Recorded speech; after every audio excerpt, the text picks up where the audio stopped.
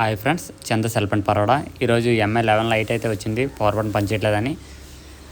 Power button ఇది fingerprint and power button ఒక దాంట్లో ఉంటాయి. కాంబో సెట్ వస్తుంది. అవి సెట్ ఓపెన్ చేసేటప్పుడు నీట్గా ఓపెన్ చేసుకోవాలి హీట్ చేసి.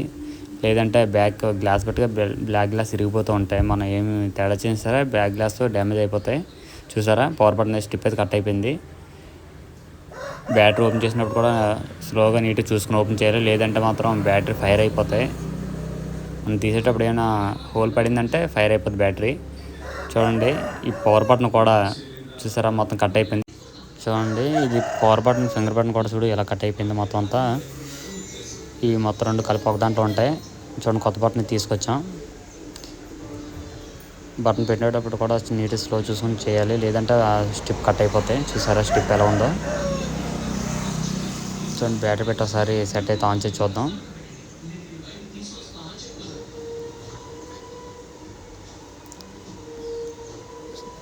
మొత్తం స్క్రూస్ అన్నీ అయితే నేను ఫిట్ చేశాను. పవర్ బటన్ చూద్దాం ఒకసారి. చూడండి, పవర్ బటన్ అయితే ఓకే, క్లియర్ అయిపోయింది.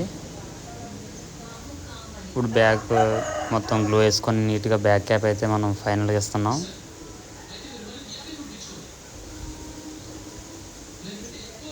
చూడండి, గమ్ మొత్తం వేసుకున్నాం క్లియర్గా.